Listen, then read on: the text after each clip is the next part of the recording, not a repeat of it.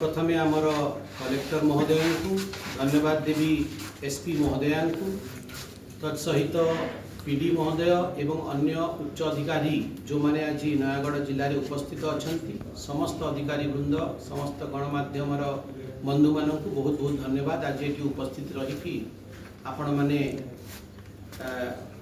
बहुत गुरुतर विषय कवर करुँच। आपण जानी कि सरदार वल्लभ भाई पटेल जे भारत वर्षर प्रथम गृह मंत्री थिले एवं डेप्यूटी प्राइम मिनिस्टर थिले 1947 टू 1950 से आयरन मैन ऑफ इंडिया आ तांकर 150तम जन्म जयंती पालन हो।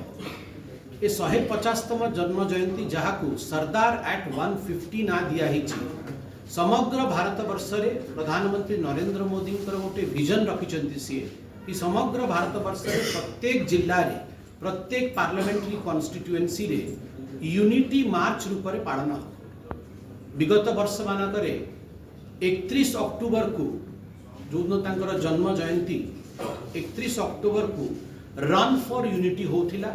ए वर्ष मध्य आमे देखिछु रन फॉर यूनिटी हेछि जोथरे माननीय प्रधानमंत्री माननीय गृहमंत्री देशर समस्त मंत्री आमर माननीय मुख्यमंत्री मध्य भाग नहीं। परवर्ती समय रे अक्टोबर 31 रु नवेम्बर 25 जाए ये जो पक्ष यूनिटी मार्च समग्र देश रे हबो। यूनिटी मार्च रो अर्थ होछि आमे केंती एकता रो भाव रखिकी समस्ते मार्च करिबा। प्रत्येक खंड रे अर्थात प्रत्येक पार्लियामेंट्री आसन रे 8 रु 10 किलोमीटर रो यूनिटी मार्च हबो। नयागढ़ जिल्ला रे से मार्च रणपुर रे अनुष्ठित हबो। रणपुर रे 18 नवेम्बर को ए मार्च अनुष्ठित हबो। मुख्यतः ए मार्च रो उद्देश्य होछि एकतार बोध को आगु को बढ़ेइबा।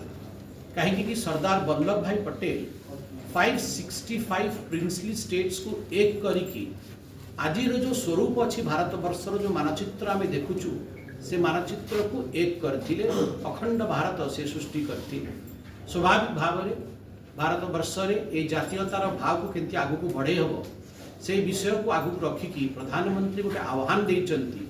आउ ए यूनिटी मार्च स्लोगान होछि एक भारत आत्मनिर्भर भारत। एक भारत आत्मनिर्भर भारत। आमर भारत वर्ष केंति एक रहिबो आ आमर भारत वर्ष केंति आत्मनिर्भर हबो। सेथिपाई रणपुर रे 18 तारीख को ये जो यूनिटी मार्च अनुष्ठित हबो 8 रु 10 किलोमीटर आमे एवं निष्पत्ति नहीं ये बैठक रे कि माननीय रघु दिवाकर जो स्टैच्यू अच्छी आमर पंचुदल पड़िया पाखरे थाना पाखरे रणपुर थाना पाखरे सेठू ए कार्यक्रम आरंभ हबो। आमे सरदार पटेल को भी मन पकेबा आमर अस्मिता अनुरूपे आमे माननीय रघु दिवाकर को भी नमन करिबा एवं आमर यूनिटी मार्च आमे सेठू आरंभ करिबा। आउ गोटे टीम मध्य कलेक्टर गठित करिसेंती से टीम जाय कि अनुध्यान करिबे कालिठू कि 8 किलोमीटर कि 10 किलोमीटर से को रूट रे हेकि जिबे। ए यूनिटी मार्च रो प्रारूप रहिबो प्रत्येक 2-2.5 किलोमीटर रे गोटे गोटे ब्रेक पॉइंट कियोस्क पॉइंट तैयारी हबो। ए ब्रेक पॉइंट रो की कार्यक्रम हबो एथरे हबो आपनकर स्वदेशी मेला आमे केमिति आत्मनिर्भर हेइ पारिबो। हमर एसएसजी ग्रुप रो मा माने तांकर प्रोडक्ट्स को आगु रखिबे ताको प्रदर्शित करिवे आमे केमिति आत्मनिर्भर हबो ताको देखे।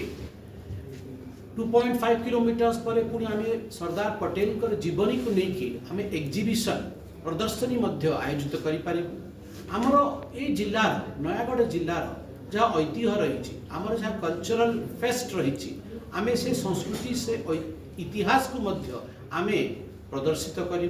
तत्सहित एक पेड़ माँ के नाम किंबा नारी शक्तिर स्क्रीनिंग हेल्थ स्क्रीनिंग ताहा मध्य आमे सबू ए पूरा कार्यक्रम अंतर्निहित रहिबो। तत्सहित स्वच्छ भारत एवं अन्य कार्यक्रम भी आ सहित जोड़ा हो। मुख्यतः जहाँ आशा अच्छी 10,000 रु ऊर्ध्व पार्टिसिपेट्स एथे पार्टिसिपेट करिवे। युवक माने पार्टिसिपेट करेंगे, युवती माने पार्टिसिपेट करेंगे, आमर वेटरन्स जिलार जो वेटरन्स अच्छा जो मैंने देश समग्र जीवन देकर देश सेवार जीवन जाने पार्टिसिपेट करेंगे। आमर जिलार जो मैंने गौरव जो मैंने सिविल सर्वेंट्स रही, जो मैंने डॉक्टर्स, जो मैंने इंजीनियर्स, जो मैंने सांबादिक, जो मैंने एडवोकेट्स, आम तांकु मध्य निमंत्रित करूँ कि से आसिक गोटे आदर्श युवक युवती मैंने जो देखिए कि आमर आदर्श किए नयागढ़ में से देखिपे से आम सागर मार्च करेंगे। बहु लोक हाथ में आप देखिए से दिन जातीय पताका थी, बहुत श्रद्धा भाव से मार्च करेंगे, पैट्रियोटिक म्यूजिक चलुव, सरदार वल्लभ भाई पटेल लाइफ साइज कटआउट मध्य अनेक स्थान रे लगा हबो। आ सर्वशेष गोटे विराट बड़ क्लोजिंग सेरेमनी आरंभ रे पदयात्रा आरंभ रे फ्लैगिंग ऑफ सेरेमनी रहिबो। आ सर्वशेष रे क्लोजिंग सेरेमनी रहिबो जोटी की पार्टिसिपेंट्स मानकु जो माने भाग नेले तांकु गोटे पार्टिसिपेशन रो पारितोषिक गोटे पार्टिसिपेशन रो तांकु गोटे सर्टिफिकेट दिया हबो। तत्सहित गणमान्य अतिथि माने सरदार पटेल को विषय रे तांको जीवनी विषय रे तांकर जहा अनुध्यान से करिसंती, जहाँ अध्ययन से करिसंती से माने सरदार पटेल को विषय कहिबे।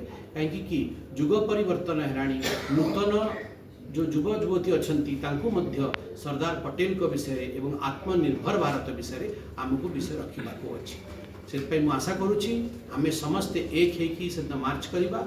गणमाध्यम को भी मुझे आज ये प्रेस कॉन्फ्रेंस से निमंत्रित करुच्ची। आपन को स्वतंत्र भाव में पुनः थे निमंत्रण जीव कि आपण मैंने भी आसतु, आसिकी भारत वर्ष पर्व को बहुत भल करके आपण मैंने प्रसारित कर। धन्यवाद।